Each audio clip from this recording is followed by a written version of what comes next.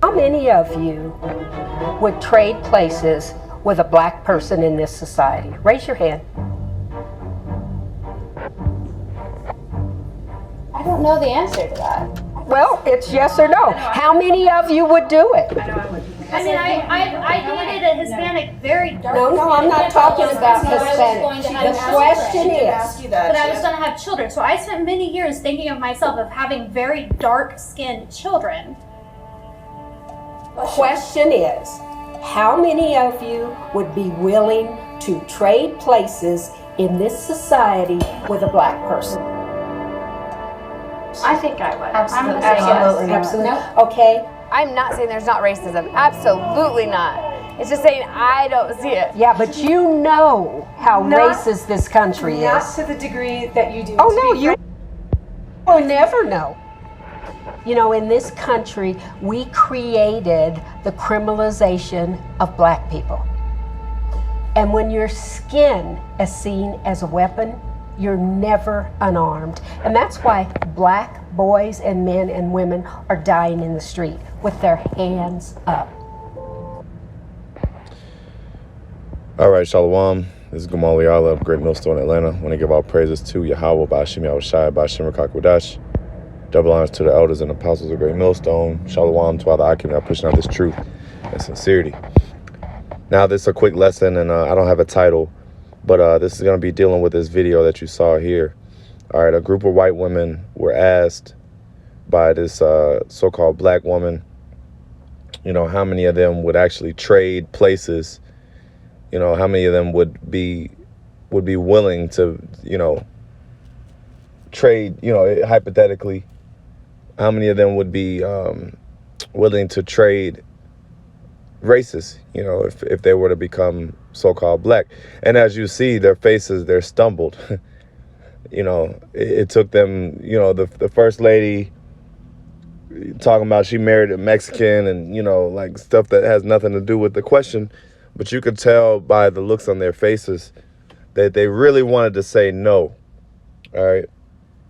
You know, you could tell just by their responses, but because of social pressure, of course, they said, yeah, but those are lies. We already know that that's a lie, because no so-called white person wants to trade places. All right. This is their kingdom. Okay. This is their society.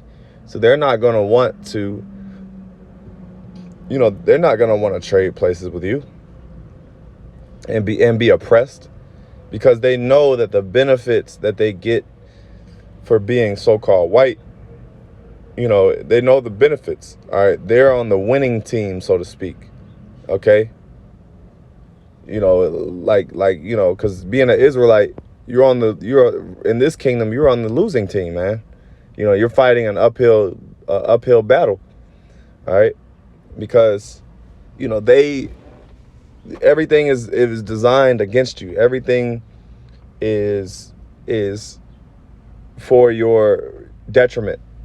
Okay. And they know that. All right. So let's get some precepts on this. I just go to Deuteronomy 28, first of all. All right. Because when you read these curses, all right, when you basically the Lord gave us an ultimatum. Okay, he said, I'll read it in verse 1. It says, it shall come to pass, if thou shalt hearken diligently unto the voice of the Lord thy power, to observe and to do all his commandments which I have commanded thee this day, that the Lord thy God will set thee on high above all nations of the earth. Now when you read on down, verse 2, all these blessings shall come on thee. So when you read verse 2 through 15, okay, it mentions all the blessings, but then when you read 15, it says, but it shall come to pass if thou wilt not hearken. So this is what you call an ultimatum. All right, now the ultimatum is, you know, whether you obey and listen unto the Lord Yahweh Ba'ashim Yahushai.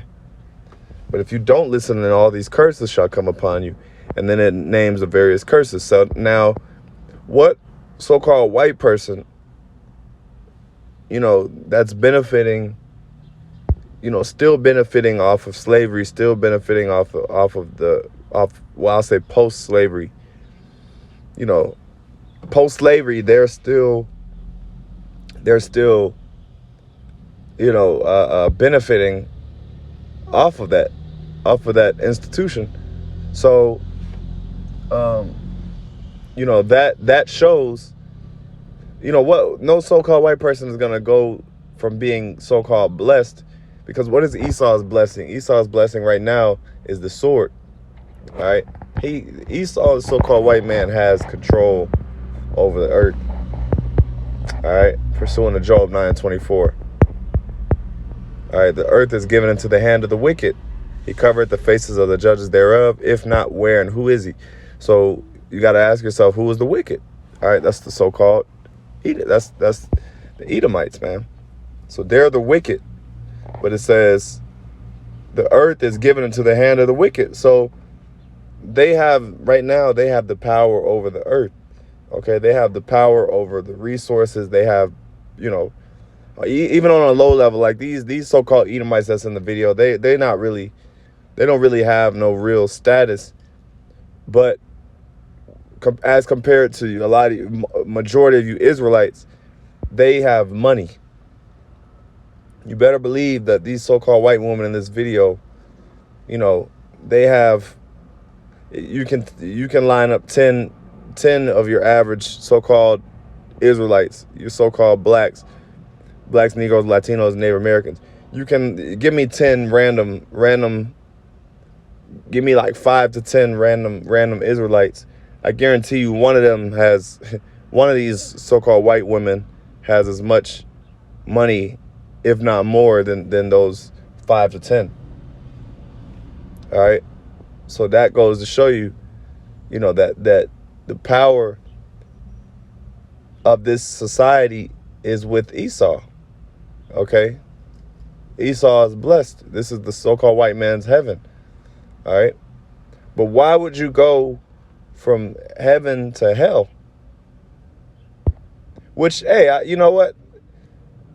I'm not mad. I wouldn't be mad if any of these women said, no, I don't want to. Really, in their right mind, they should be saying, hell no.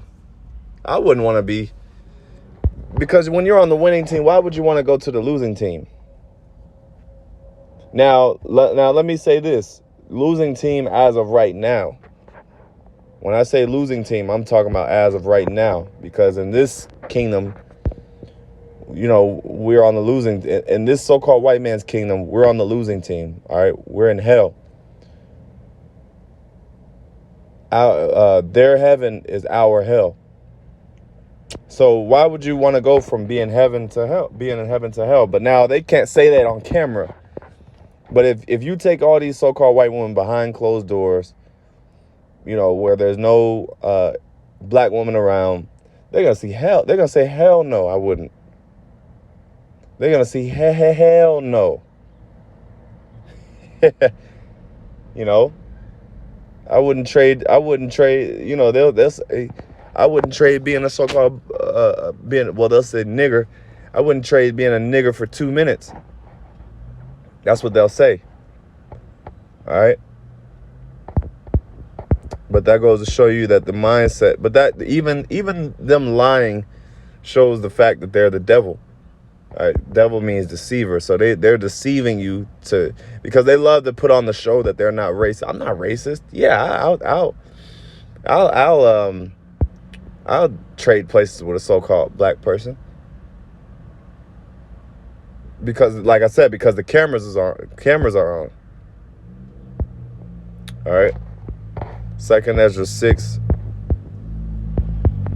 And I'm sorry. Yeah. 2nd Ezra 6 and 8.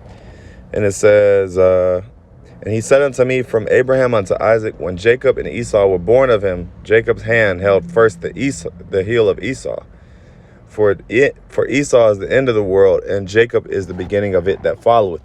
So what I meant by that, when I made the statement that we're on the losing team, okay, it says Jacob is the beginning of it that followeth. So we're not in our rulership.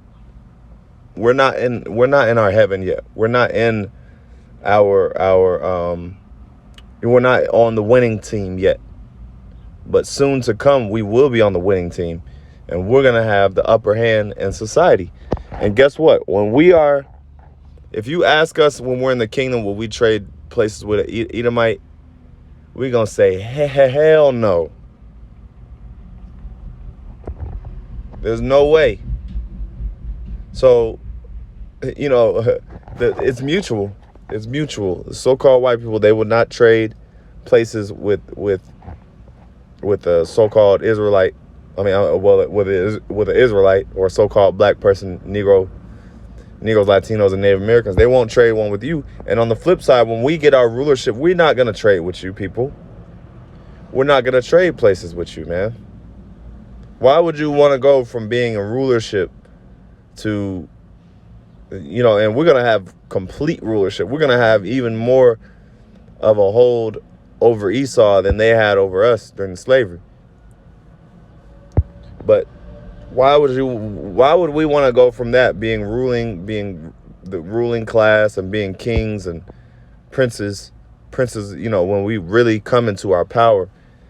And then someone asks us, well, hey, do you want to be a slave would you trade places with one of these Edomite slaves? Hell no. Why would I do that? Why am I right mind? What kind of question is that?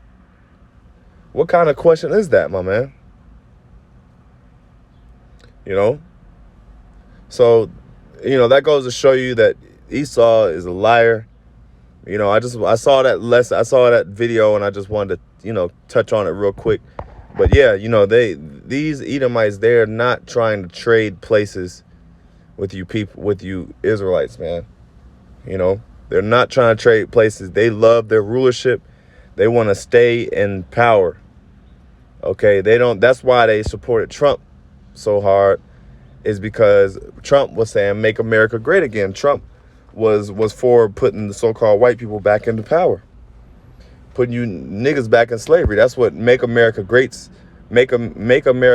again. That's what that means is let's make these blacks let's put these blacks back into slavery. In so many words, that's what that's saying. So anyway, Lord, willing you edify, I'm going to end off by giving all praises to Yahweh, Bashem Yahushai, Bashem Rakakwadash. Double honors to the elders and apostles of Great Millstone. Shalom.